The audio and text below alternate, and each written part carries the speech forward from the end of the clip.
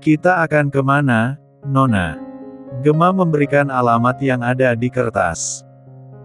Tak butuh waktu lama, mobil yang dikemudikan Ernest mulai perlahan meninggalkan kediaman Gail bersamaan dengan Dante yang mengikuti dari belakang. Di sisi lain, Lucy yang baru saja keluar dari salah satu butik langganannya, lantas terkejut melihat dua orang petugas polisi berdiri di depan mobilnya yang terparkir. "Selamat siang, Bu Lucy. Kami ingin meminta keterangan Anda di kantor polisi terkait dengan pria bernama Marco Junior." Raut wajah Lucy menegang, dengan halus dia mengubah ekspresi wajahnya untuk tetap tenang. "Aku bahkan tidak mengenal siapa pria itu." Salah satu petugas polisi itu mendekat, menanggapi dengan nada ramah, "Mohon kerjasamanya, Bu." Panggilan terakhir di ponsel itu mengarah pada telepon di sekretaris Anda, Miracle Global Company. Lucy mendelik ringan, meski terkejut tapi untuk yang satu itu bukan ulahnya. Dengan sikap tenang, Lucy mengangguk. "Baiklah. Aku juga akan menghubungi pengacaraku." Lucy melirik pada asisten sopir pribadinya. "Katakan pada Lukas untuk datang menemuiku di kantor polisi." Pria itu mengangguk. Setelah memastikan Lucy pergi bersama petugas polisi, ia menekan nomor Lukas. "Tuan, Nona Lucy sudah dibawa ke kantor polisi. Dia meminta Anda untuk datang." Lukas menyeringai sinis di tempatnya saat ini. Dia tengah dilayani dengan dua wanita sekaligus yang memanjakannya di atas ranjang. "Baiklah. Cukup. Kalian boleh keluar." Kedua wanita itu berdiri, menampakkan tubuh polos tanpa sehelai benang, melenggang pergi. Begitu juga dengan Lukas turun dari ranjang lalu meraih piyama menutupi tubuhnya. Bukankah ini makin menarik? Sepertinya Galileo mulai bergerak. Kini aku tahu siapa yang ia lindungi. Suara tawa Lukas menggelegar, menatap wajahnya di depan cermin. Tawa itu beralih menjadi seringai licik seolah menunjukkan pemikiran penuh teka-teki yang hanya diketahui pria itu. 1 jam berselang, mobil yang dikemudikan Ernest sampai di depan gedung apartemen. "Tunggu di sini," pinta Gemma, segera turun dari mobil. Dia bahkan melirik ke sana kemari, seakan memastikan keadaan sebelum masuk ke dalam gedung itu. Mobil Dante yang baru saja sampai, melihatnya dari kejauhan. Ia menatap gedung berlantai itu dengan kening menyatu. Mengapa dia balik lagi ke tempat ini? Panggilan masuk dari Gail, langsung dijawabnya. "Aku sudah mengikuti Gemma sampai ke tempat tujuannya. Dia datang ke apartemen Brianna." Gail tersenyum tipis, itu jawaban yang ingin ia dengar. "Baiklah. Awasi saja dia. Pastikan kali ini, kamu tidak melakukan kesalahan yang sama." Namun, tak jauh dari mobil Ernest, ada seseorang di mobil lain yang melihat Gemma di sana. Melihat sosok pria itu membuntuti Gemma, Dante dengan cepat turun dari mobil dan menyusul Gemma ke dalam sambil menekan nomor Gemma. Merasakan ponselnya bergetar, Gemma menghentikan langkah tepat di depan apartemennya. Belum sempat menjawab, tangannya dipegang seseorang dari belakang. Gemma terperanjat, melihat Tommy menatapnya dengan penuh curiga. "Sedang apa kamu di sini? Lepaskan tanganmu darinya jika tak ingin lenganmu patah." Justin berseru, menepis tangan Tommy dengan kasar. Ia memegang tangan Gemma lalu membawanya menuju unit sebelah tepat di samping apartemennya bersamaan dengan Dante sampai di sana. Tommy terperangah, melihat Gemma masuk ke dalam unit lain bersama Justin. Ia menoleh ke arah apartemen milik Brianna dalam diam. Pria itu berbalik, lebih dulu Dante sudah menyembunyikan dirinya. Dante melihat ke arah unit milik pria yang ia tahu itu adalah rekan kerja Gemma. Apa dia datang ke sini untuk bertemu pria itu? Gemma masih terkejut saat mendongak, melihat Justin menutup pintu apartemen setelah mereka masuk ke dalam. Sejak kapan Justin tinggal di samping apartemenku? Apa aku melewatkan sesuatu? Sebelumnya Justin tidak ada di sini. Apa yang kamu lakukan di sini? Tanya Justin, penuh selidik. Apa yang kamu lakukan dengan mendatangi apartemen Brianna lagi? Apa sebelum itu Justin melihatku datang? Gemma membeku, dia harus berpikir keras untuk menemukan jawaban yang tepat. Kenapa diam? Apa yang kamu lakukan di sini dan berdiri di depan apartemen Brianna? Waktu itu juga sama. Suara Justin dingin, penuh kecurigaan. Justin tidak melihatku masuk hanya sebatas di depan pintu. Apa mungkin kamu? Aku memang mau menemui Anda, Pak. Gemma menyela. Menekan suaranya agar tak terlihat gugup. Justin mengernyit, ada keraguan dalam matanya. Ayo, Gemma. Berpikir. Jangan menunjukkan kecurigaan karena saat ini Justin belum melihat celahmu saat ini. Aku mencari tahu tempat tinggalmu dan ingin berdiskusi soal laporan keuangan yang Anda mintaku kerjakan 2 hari lalu. Sebelumnya Anda sibuk dengan persiapan pesta semalam. Gemma melebarkan senyum, tidak punya jawaban lain saat ini. Berharap Justin mempercayainya. Kamu tidak bisa membahas masalah ini di luar pekerjaan di kantor. Tampiknya dengan tegas. Apa aku tidak bisa bertanya jika ada yang tidak kupahami sekalipun? Anda terlalu dingin dan sulit digapai. Sebagai ketua tim, bukankah seharusnya wajar bawahan ini bertanya? Gemma membalas dengan berani, mengalihkan kecurigaan lelaki itu. Justin memalingkan muka, berjalan menuju sofa. Duduklah. Akan kubuat kamu minuman. Gemma melebarkan senyum. Dia melirik ke arah pintu.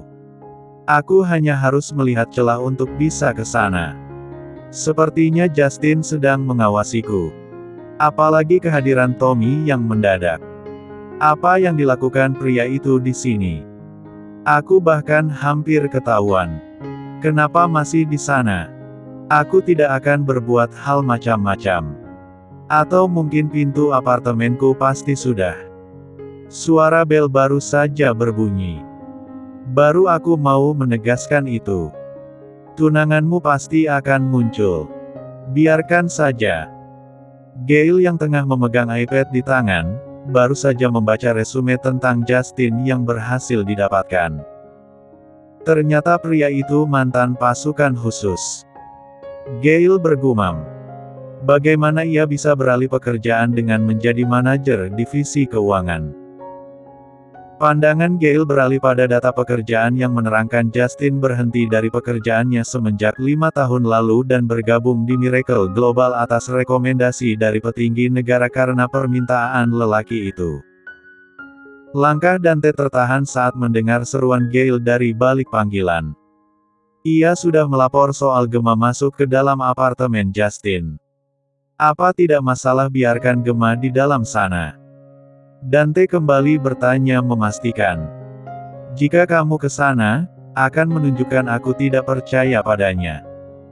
Gail meletakkan iPad setelah melihat data diri Justin dengan lengkap.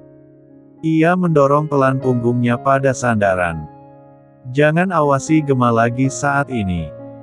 Kamu bisa lakukan pekerjaan lain. Gemma bisa saja tersesat. Dia bukan wanita bodoh yang lupa jalan pulang. Aku mengerti. Dante muncul dari balik koridor, berniat mengarahkan langkahnya menuju lift untuk turun. Ia terkejut. Tommy. Gemma melihat dari balik layar intercom, lelaki itu malah ada di balik pintu. Mendengar ucapan Gemma, Justin segera mendekat. Mau apalagi berdebah itu datang ke sini? Justin tampak menyimpan amarah mengatakan itu, menekan tombol open, menghadang dengan tangannya meminta Gemma untuk tidak ikut menunjukkan diri. Gemma berdiri di balik pintu dengan patuh. Apa yang kamu inginkan? Melihatmu hanya akan membuatku kehilangan kendali. Jadi sebelum itu terjadi, Pergi dari sini. Aku tidak punya urusan denganmu. Aku ingin berbicara dengan Nona Brianna. Justin menggeram, sikapnya yang dingin kini bereaksi berbeda saat berhadapan dengan Tommy. Ia bahkan secara terang-terangan menunjukkan rasa tidak suka padanya. Kamu bahkan menyebut nama Brianna dengan mulut kotormu itu. Tommy menunjukkan seringai sinis, jelas sekali ia seperti tampak meremehkan. Aku ingin berbicara penting dengan Nona Brianna dan...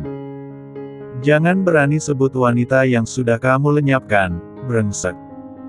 Satu kepalan tangan baru saja mendarat tanpa hambatan di sudut bibir Tommy membuatnya hampir terjungkal. Apa yang kamu lakukan? Tommy berteriak kesal, meludahi jejak darah di lidah merasakan denyut perih di sudut bibirnya.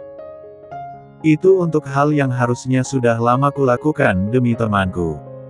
Tawa Tommy bernada sumbang. Kamu menyukai Brianna. Gemma tersentak, menatap wajah Justin dari samping yang masih dikuasai amarah. Seharusnya dulu aku tidak membiarkannya menyukai pria bajingan sepertimu. Kamu bahkan, dengan sangat menjijikan menjalin hubungan dengan sahabatnya sekarang. Gemma bisa mendengar suara tawa Tommy yang sama sekali tanpa ada rasa bersalah. Tangannya terkepal, dia tidak bisa diam lagi. Memutuskan hendak muncul, langkah Gemma dikejutkan dengan seruan Justin yang tak terduga. Aku memang menyukainya. Sayangnya, wanita malang itu begitu mencintaimu sampai tidak bisa melihat betapa busuknya pria yang terus dia banggakan setiap kali membicarakanmu. Aku tidak akan segan kali ini, jadi. Saat aku sudah memperingati, sebaiknya kamu pergi. Tawa Tommy makin menggelegar, pria itu benar-benar tidak menunjukkan penyesalan seolah hubungannya dengan Gemma selama 5 tahun itu bukan apa-apa. Bukan itu yang Gemma pedulikan, tatapannya terkunci pada perkataan Justin. Namun, tiba-tiba saja panggilan masuk di ponsel Tommy mengalihkan suasana saat lelaki itu berseru kaget. Kebakaran. Aku akan ke sana. Rahang Tommy mengeras saat beradu tatap dengan Justin sebelum memutuskan pergi. Justin mendesah pelan, ia menutup pintu. Melihat tatapan Gemma yang sedikit berbeda memicu rasa ingin tahu pria dingin itu. Ada apa dengan wajahmu? Tommy sudah pergi. Kamu menyukai Brianna. Ekspresi wajah Justin berubah. Tak menjawab, Justin melangkah pergi begitu saja. Gemma menatap sedih. Jika saja saat itu kamu mengakuinya, mungkinkah sekarang takdir ini akan berbeda? Tiba-tiba saja Gemma teringat dengan senyuman manis Finn yang selalu menghiasi hari-harinya. Gemma menggeleng. Mungkin ini bagian terbaik dari drama ini. Aku memiliki bayi yang bahkan bukan aku lahirkan. Bertemu dengan si iblis jelmaan Lucifer. Takdir sungguh lucu, menarik hidupku untuk terlibat dengan pria seperti Gale. Gemma mengarahkan langkahnya menuju sofa. Duduk di sana.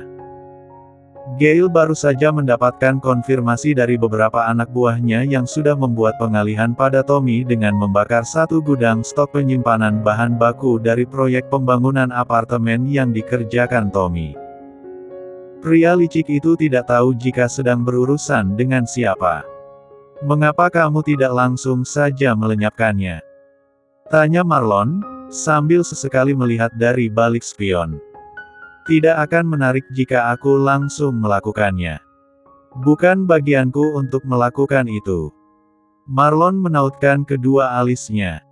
Kamu penuh misteri, Gale. Ada orang lain yang akan melakukannya. Aku hanya cukup mengawasi saja. Apa itu berkaitan dengan Brianna lagi? Sungguh kamu benar-benar menyukai wanita itu. Aku sudah punya Gemma. Selain dia, aku tidak menganggap yang sejenisnya adalah wanita. Mereka tidak menggairahkan.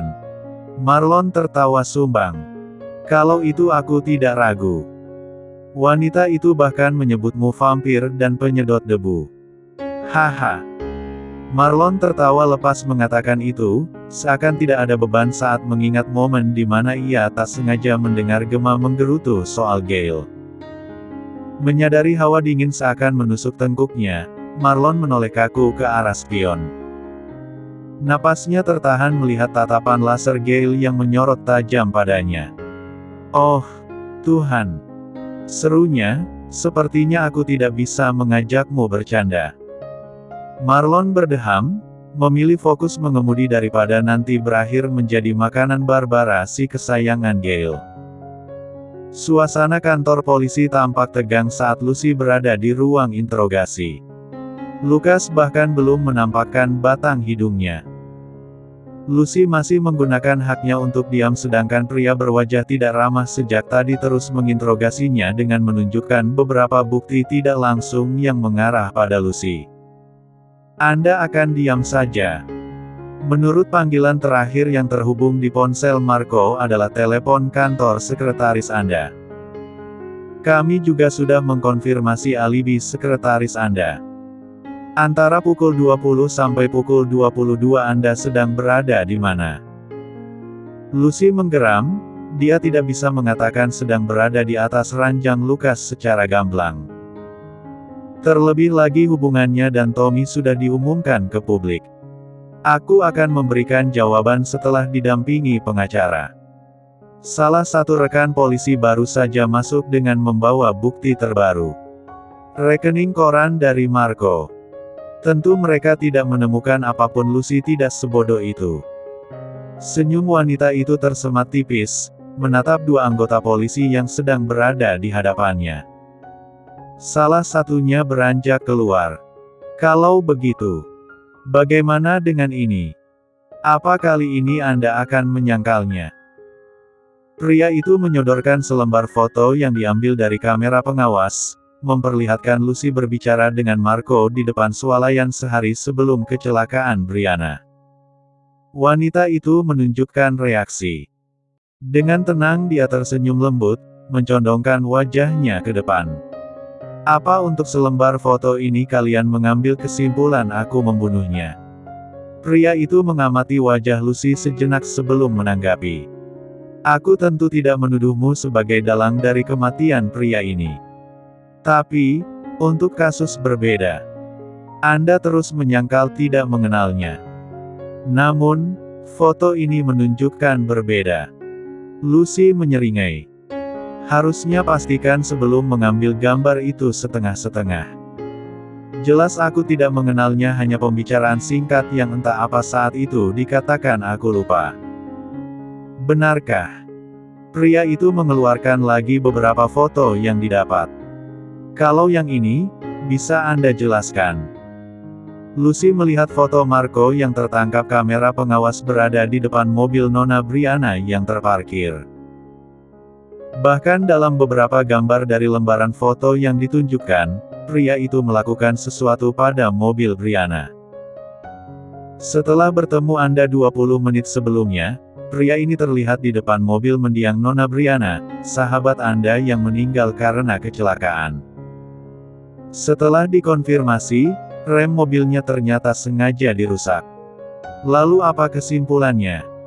Lucy bertanya dengan nada tenang, dia tidak bisa menunjukkan reaksi berlebihan. "Apa Anda ada kaitannya dengan kematian mendiang Nona Brianna?" Lucy tertawa tanpa suara. "Kalian pikir aku membunuhnya? Untuk apa? Hubungan dengan Tommy Ricciardo? Hubungan itu bahkan belum lama kalian resmikan. Kami bisa menarik kesimpulan seperti itu bukan?" Lucy tertawa, meremehkan. "Lucu sekali. Tunjukkan bukti padaku bukan berdasarkan temuan bukti yang tidak valid seperti ini.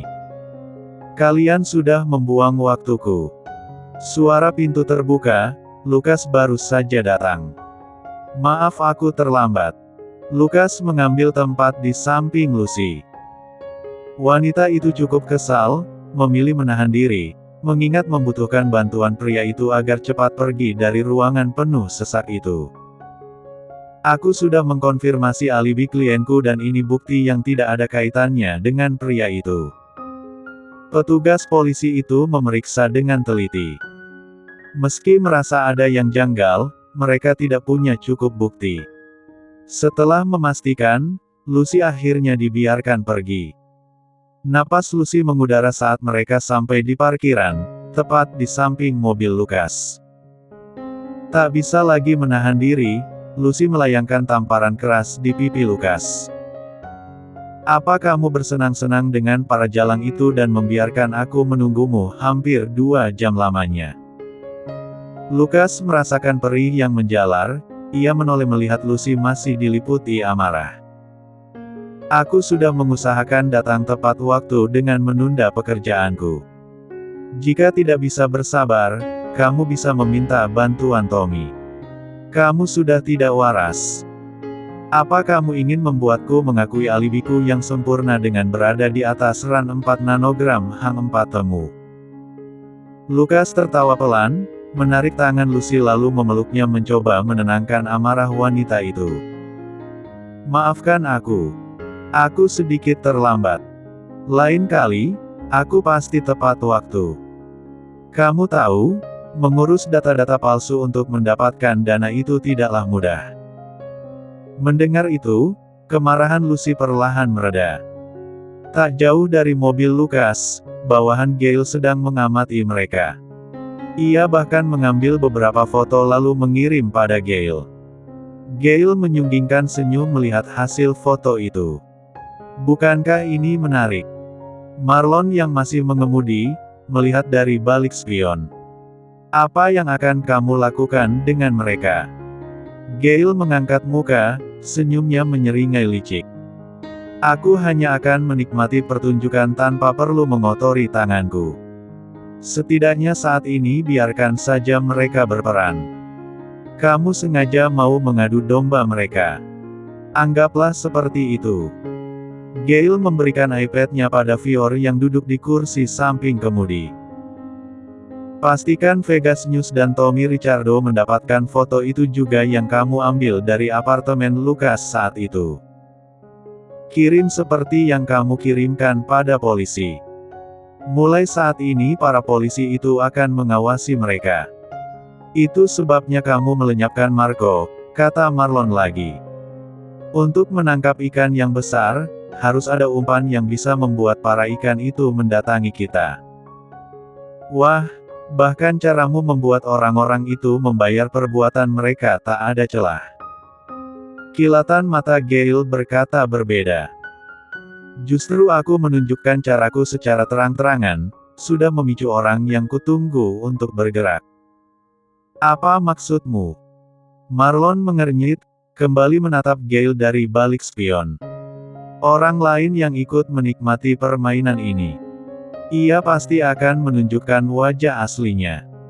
Siapa? Tak ada jawaban, lelaki itu memilih melabuhkan pandangannya keluar kaca, memandang pohon-pohon yang berjejer di jalan.